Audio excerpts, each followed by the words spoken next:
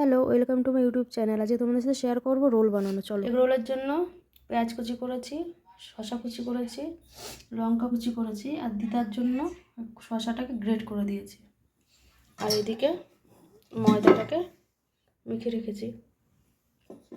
এবার গোলটা বেলে দেখো, পরোটার দোকানে যেভাবে করে না, একটু গুঁড়ো ছিটিয়ে দিয়ে তারপর এইভাবে ভাজ ভাজ করে নেয়, যাতে একটা লেয়ার আসে, সুন্দর একটা লেয়ার আসবে। আমি অতটা ভালো পারি না, আমি প্রথম করছি এরকম, জানি না কি করে করে, আমি আন্দাজে করলাম।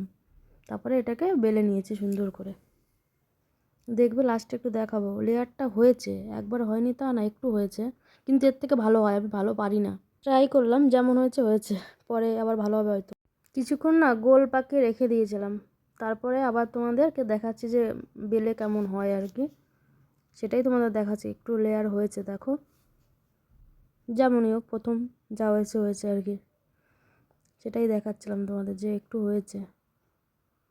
আমি সেরকম পারি না রান্না বান্না, শিখছি, নতুনই শিখছি, সব কিছুই প্রথম করছি।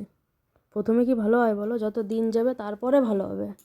এখন তো তাও যে কটা রান্না করেছি মোটামুটি খাওয়া যায়, একবারে ফেলে দেওয়া যায় না, সবাই ভালোই খেয়েছে। এগুলোটা 2 দিন আগে করেছিলাম, ছাড়তে দেরি হলো, এটাও ভালো হয়েছিল। এদিকে কড়াইয়ে তেলটা ব্রাশ করে নিলাম, সাদা তেল দিয়েই করছিলাম, পরোটাটা ভাজছিলাম।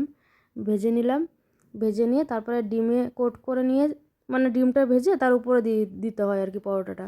যারা নতুন, যারা জানে না তাদের জন্যই বলছি, এটা সোজা একটা, এটা সেরকম শেয়ার করার কিচ্ছু না, আমি জানি, কিন্তু তাও এতদিন তো ভিডিও দিতাম না, এখন যেহেতু নতুন ভিডিও দিচ্ছি, তাই এটা যখন করেছি রান্না, সেটাও শেয়ার করলাম তোমাদের সঙ্গে। সেরকম ভালো হয় না তাও জানে, কিন্তু খাওয়া যায় আর কি।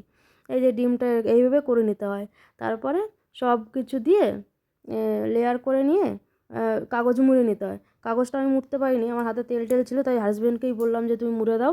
এখানে দেওয়া আছে পেঁয়াজ কুচি, শসা কুচি, লঙ্কা কুচি, সস আর চানাচুর দেওয়া আছে, তারপরে কোট করে দেওয়া আছে। রেডি আমাদের রোল। ভালো থাকবেন, সুস্থ থাকবেন, ফিরবো নতুন ব্লগে। Tata, by.